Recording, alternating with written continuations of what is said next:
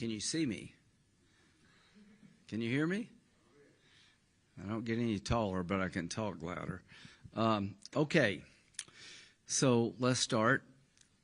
Got in last night from Lebanon. I'll tell you about that in a minute, and I'll tell you why I went. But this is my first visit since military operations against Iran by Israel and the United States. And I cannot stress to you how important those operations have become.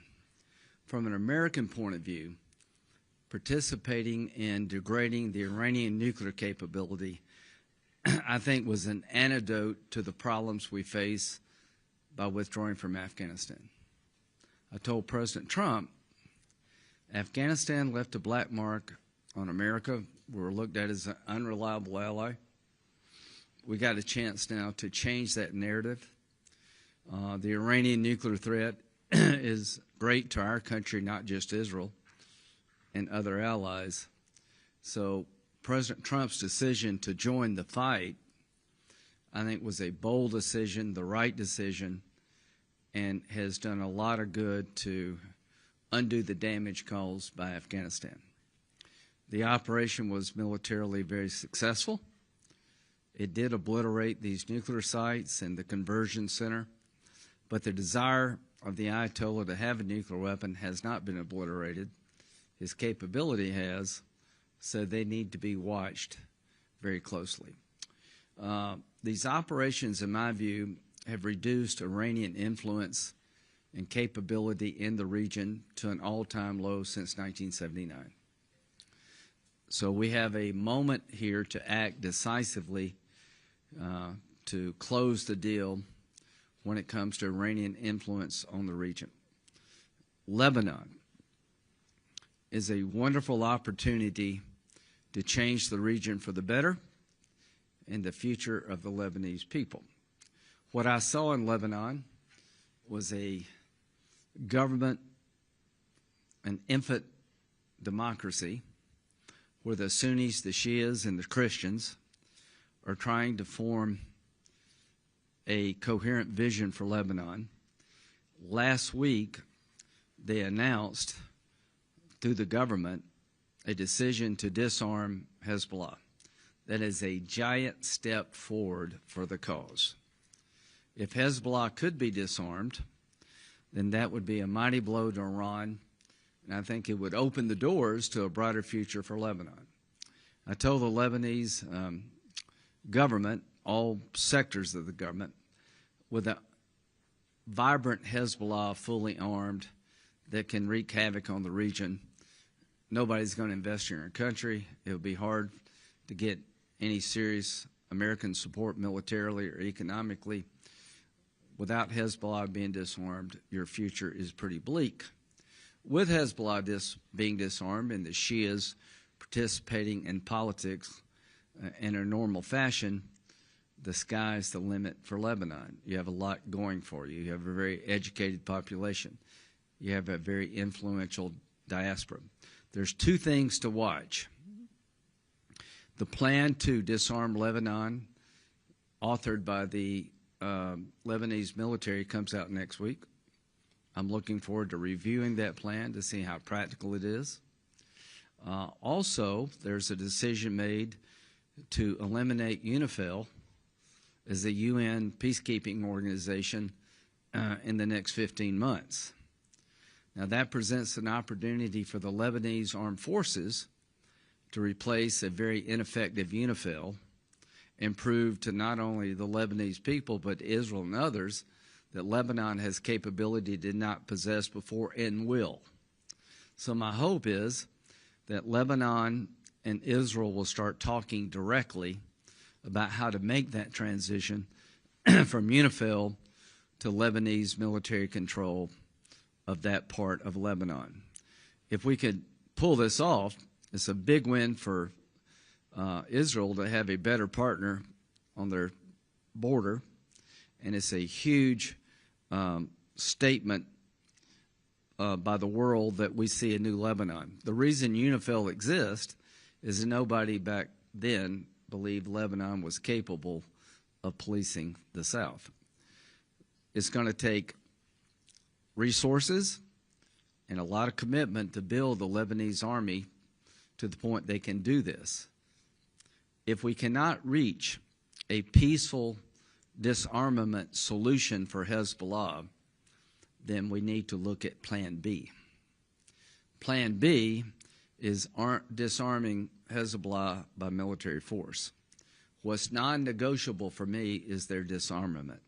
I'd prefer to do it through the political process, where Shias are given a seat at the table and a strong voice in their country through the political process. But allowing Hezbollah to have heavy weapons is a non-starter. No future for Lebanon, and the threats are too great to allow this to happen. Hezbollah has American blood on its hands. I visited the Marine Memorial near our embassy, a memorial to Americans killed in Lebanon, the explosion at the Marine barracks, over 200 American Marines killed at the hands of Hezbollah. It is time for Hezbollah to go. They are trained by Iran, they are loyal to Iran, and we're looking for military power in Lebanon to be loyal to the Lebanese people and a good partner to the region. So Israel can be a productive partner in this. They need to start having dialogue with the Lebanese army about how to take over from UNIFIL, and we need to all start talking about Plan B. If we have to use military force to disarm Hezbollah, I think it's in America's interest to make sure the Lebanese army is successful. The worst possible outcome is take on Hezbollah and lose. Israel has shown a tremendous capability to deal with terrorist organizations and help their allies. By the end of the year, it's my hope that Hezbollah is disarmed. It is my hope by the end of the year that Hamas has been militarily defeated and the hostages have returned home. How does that happen? It is my hope that those remaining Hamas fighters will stop the destruction of the Palestinian people caused by their behavior and realize it is now time to lay down their weapons for the good of the future of the Palestinian people and leave peacefully, turn over the hostages. I hope and pray for that outcome. But one thing to me is non-negotiable. Hamas needs to go, and they need to go this year. Next year, I envision to be a year of starting over again, post-October the 7th. I envision 2026 to be the year of trying to integrate Israel into the region, to build on the Abraham Accords. And the sooner that process starts, the better. It will be hard to talk to Arab partners in this region while there are major military operations ongoing. I will leave it up to Israel to do what it takes to finish off Hamas. I'll leave it up to them regarding the time it takes.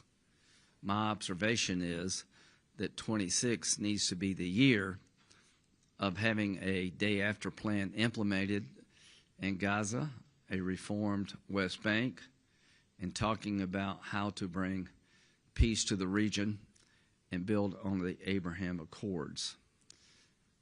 I am cautiously optimistic about the future of Lebanon. I went to the south today. I was impressed by what I saw in terms of delivery of food. The Kogak commander is one of the most impressive military officers I've ever met. I got briefed by a division commander in Gaza about the military situation. I think Israel is poised to deliver a decisive blow to Hamas. The sooner, the better. As to the idea that Israel has tried to starve the people in Gaza as a tool of war, I firmly and completely reject that. I think the problems have been, it's like doing the Berlin airlift while the Nazis still have Berlin. This is very difficult, and Hamas makes it difficult. But I met yesterday with the Prime Minister and Sidney McCain, my dear friend, the head of the World Food Program. It was one of the more productive meetings I've been in. There was an honest exchange between the World Food Program and COGAC and the IDF about what we can do together to improve delivery of food that goes to the Palestinian people, not to Hamas.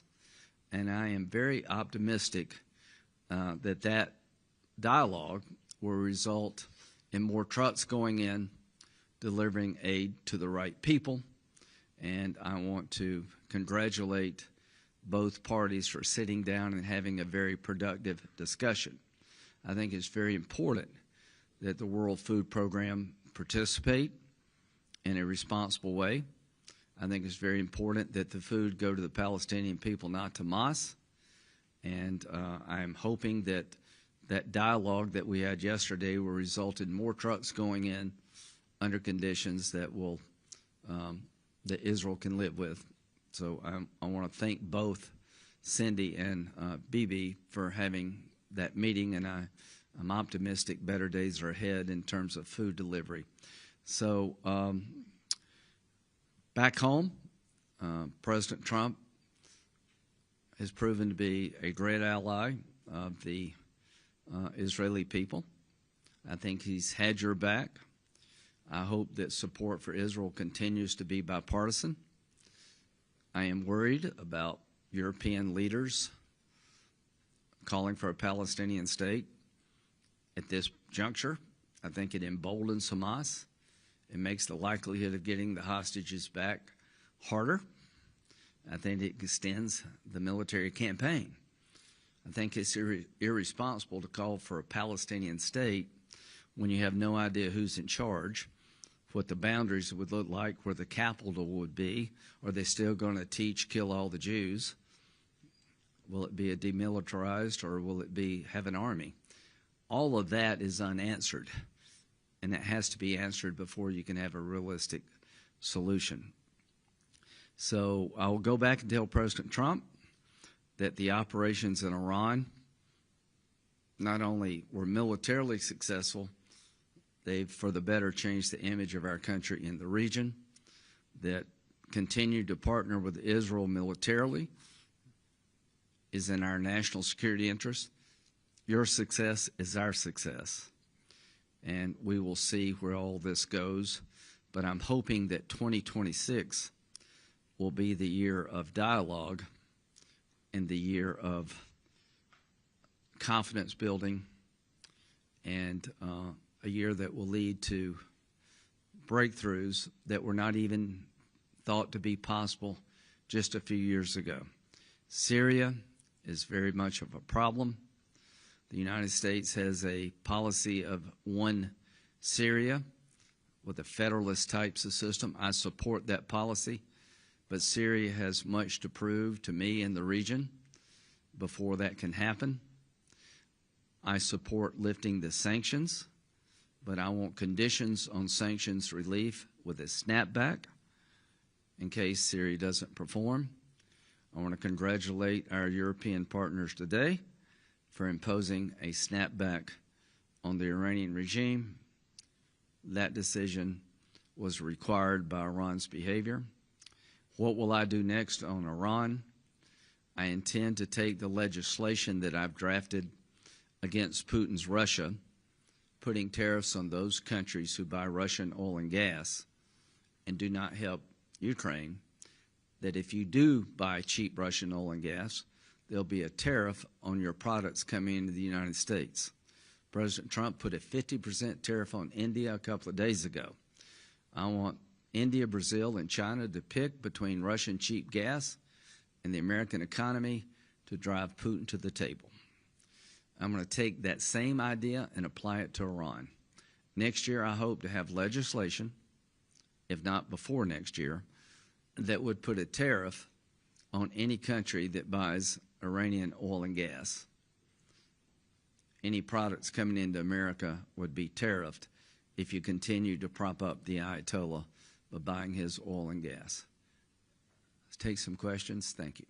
Yes, sir. The Arab mediators are saying that there's a deal on the table in which there would be a 60-day ceasefire, 10